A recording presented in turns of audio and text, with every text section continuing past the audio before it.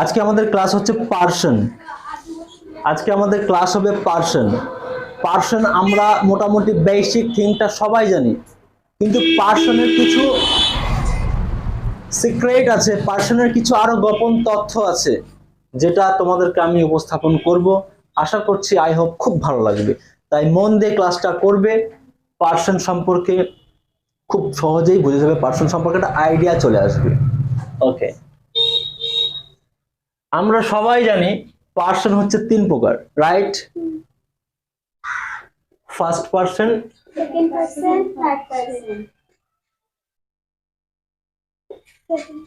Second person, Third person. Third person, right? First person, second person, third person লিখতে হবে না, এখন শুধু শুনে যাও। দেখো, আমরা পৃথিবীতে যখন কোনো কিছু ধরি বা কোনো কিছু কাউকে বলি, কাউকে যখন ইন্ডিকেট করি, তখন সেটা অবভিয়াসলি একটা সাবজেক্ট। আমরা ইংরেজিতে যাই করি না কেন, এই তিনটে জিনিসের উপর ডিপেন্ড করে চলে: subject, verb, object, right? Subject, verb, object. এবার পার্সন মানে হচ্ছে পুরুষ, এটা আমরা জানি সবাই, বাংলাতে পার্সন মানে পুরুষ, কিন্তু অ্যাকচুয়ালি এই পার্সনটা সাবজেক্টটাকেই ইঙ্গিত করে, সাবজেক্টটাকেই ইঙ্গিত করে। তাহলে পার্সনের আর একটা নাম আমি সাবজেক্ট বলতেই পারি। যে সমস্ত ইনফরমেশন গুলো তোমাদেরকে দিচ্ছি খুব ভালো করে মন দিয়ে শুনবা, রাইট? বাইরে কি হচ্ছে না হচ্ছে, আমার পাশে কে বসে আছে, আমার বাড়িতে কি আছে, এসব ভুলে যাও, শুধুমাত্র ক্লাসের মধ্যে খয়ে যাও। যেন এমন করে ক্লাসটা করে যেন পাশের লোক ডাকলে যেন শুনতে না পাও, একদম ক্লাসের মধ্যে নিমগ্ন থাকতে হবে। বুঝতে পারলাম? তাহলে পার্সনের আর একটা নাম আমি কি বলতে পারি? সাবজেক্ট বলতে পারি। কেন সাবজেক্ট বলতে পারি সেটা আমি প্রমাণ করে দেবো এখনই।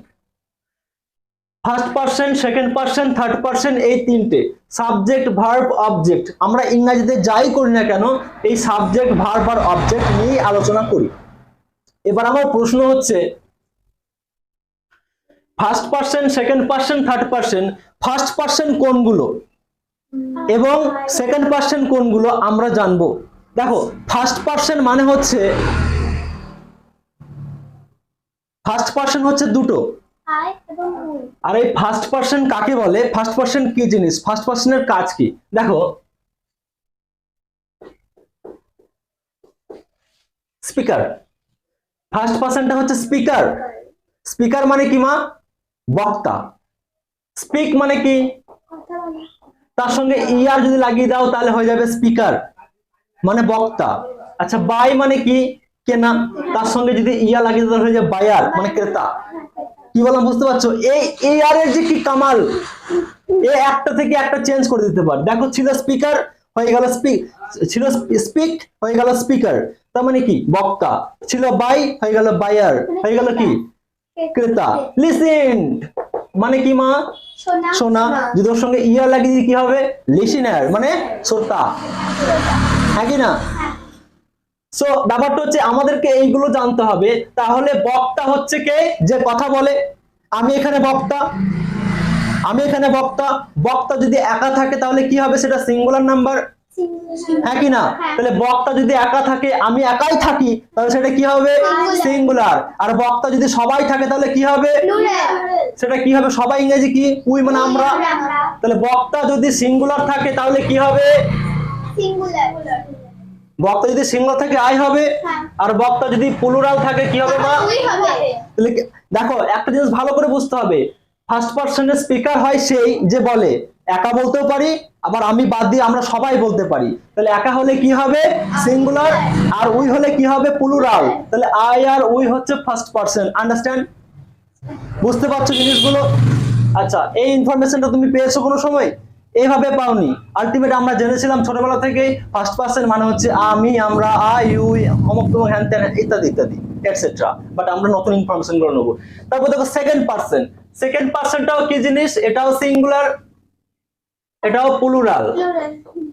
দেখো, এবার আমরা বলেছিলাম ফার্স্ট পার্সনে স্পিকার মানে কি? বক্তা। এবার বক্তা থাকলে শ্রোতাও তো থাকতে হবে, তাহলে শ্রোতার ইংরেজি কি বললাম? লিসেনার। তাহলে সেকেন্ড পার্সনটা কি?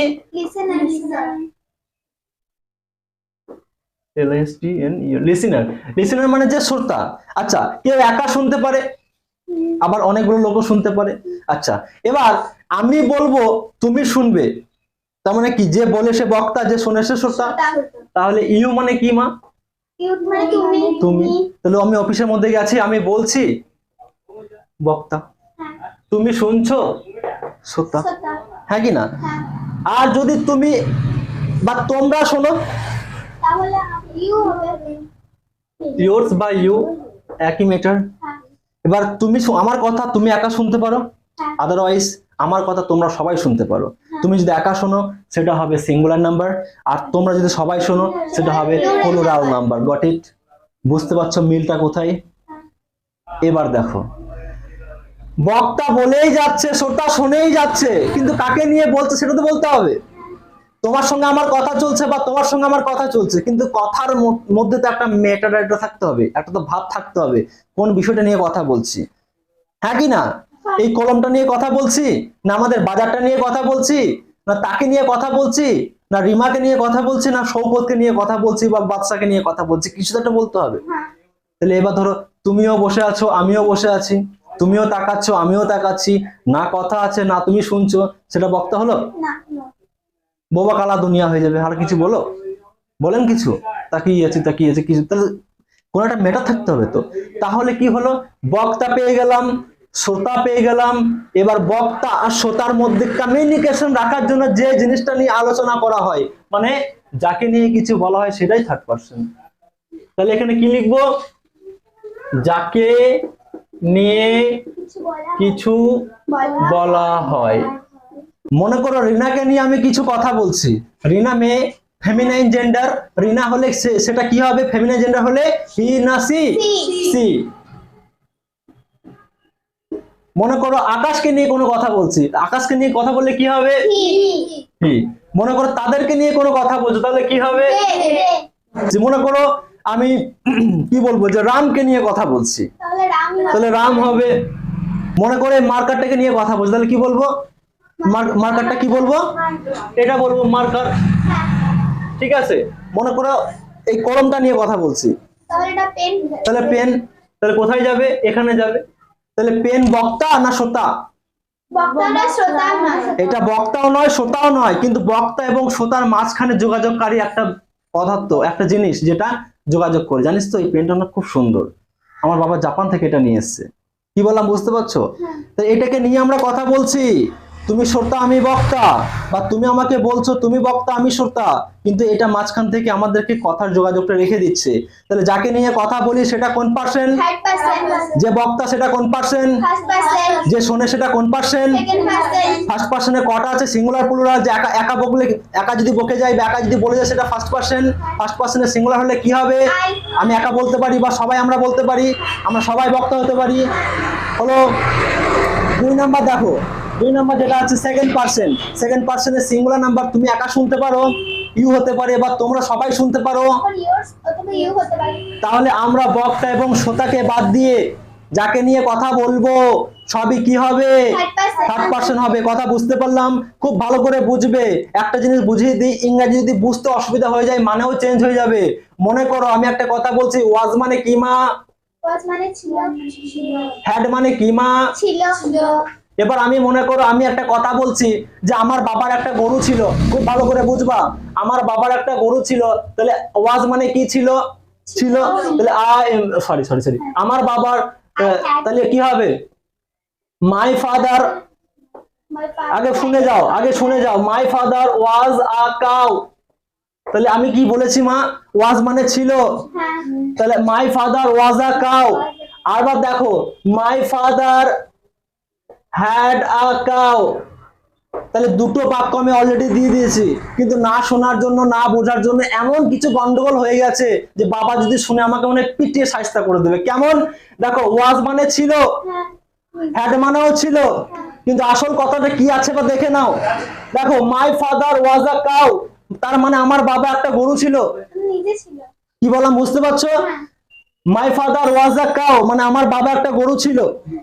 আর দ্বিতীয়টা হচ্ছে my father had a cow, আমার বাবার একটা গরু ছিল। তার মানে উল্টো পাল্টার জন্য কেমন মানে হচ্ছে বুঝতে পারছো?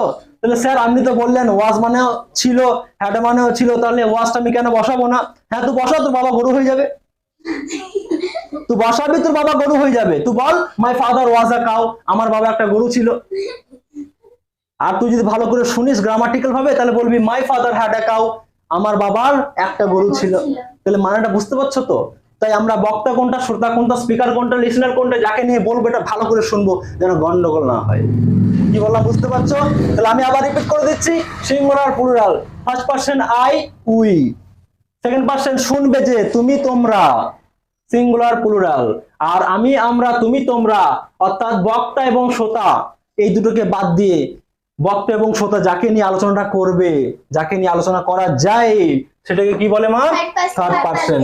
যেমন তাকে নিয়ে আলোচনা করতে পারে রামকে নিয়ে, তাদেরকে নিয়ে, কোনো কলমকে নিয়ে, কোনো মার্কারকে নিয়ে, কোনো চেয়ারকে নিয়ে, কোনো বিষয়বস্তুকে নিয়ে, কোনো বিষয়কে নিয়ে আলোচনা করতে পারে।